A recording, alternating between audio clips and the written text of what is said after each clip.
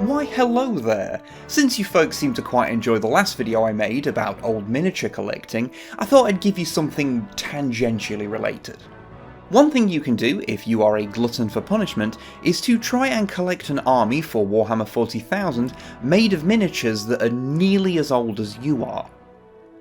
A thing that I am currently doing.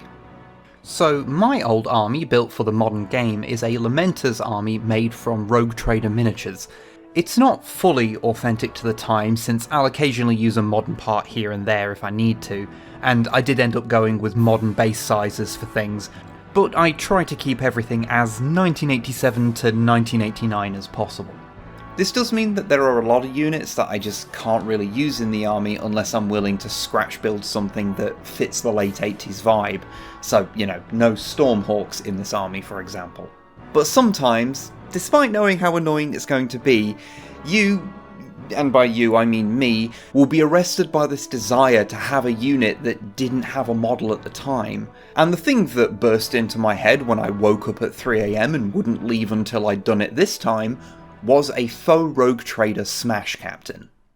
If you're not aware, a Smash Captain is the name for a particular build of Blood Angels captains with jump packs and usually a Thunderhammer and Storm Shield, using various stratagems and upgrades to become as smashy and resilient as possible. They're not as devastating these days as they were in 8th edition, but I thought it'd be a fun thing to have to accompany my Death Company, as well as be a stand-in for a Chapter Master since, well, the Lamenter's last named one with a description is probably dead. And here's what I came up with. He's made from plastic RTB01 marine parts with a metal jump pack from the era. My Death Company have to make do with 3D printed facsimiles because they're not easy to find cheaply these days. But this guy is a Chapter Master, so he can have the real thing. Thanks to Shaynas, by the way, who sent that to me a while ago.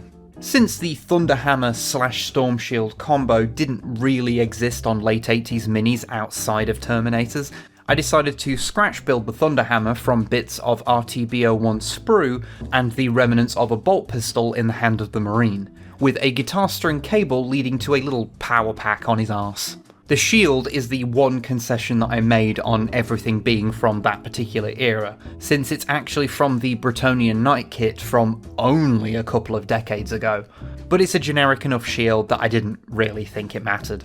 The biggest job on this guy was reposing the legs, which had to be chopped into pieces and then pinned back together in a pose that I felt was more jump packy. Seriously, I had to chop a set of these legs into 6 pieces to achieve that pose, and there is a pin from the foot that runs all the way through the cork into the base, so that the weight of the backpack doesn't prove too much for him. Anyway, let's do a fun little zoomy thing in editing and see him fully painted. Here we go. I'm pretty happy with how he came out in the end. There's a couple of parts that are a little scrappy if you look too closely at them, so I'll just ask you kindly not to look too closely at those specific parts. For the helmet, I went with the black with a white stripe of a veteran captain, since the iconography for the equivalent of a Chapter Master at the time, an Imperial Commander, would have involved painting a lot of tiny laurels, and I couldn't be bothered. Plus, what is a Chapter Master but a rather veteran captain anyway? The quartered Lamenter's design on the shield is perhaps a little more knightly than you'd often see Marines represented as at this point, but I think Lamenter's iconography just lends itself that way anyway, there's not much you can do about it.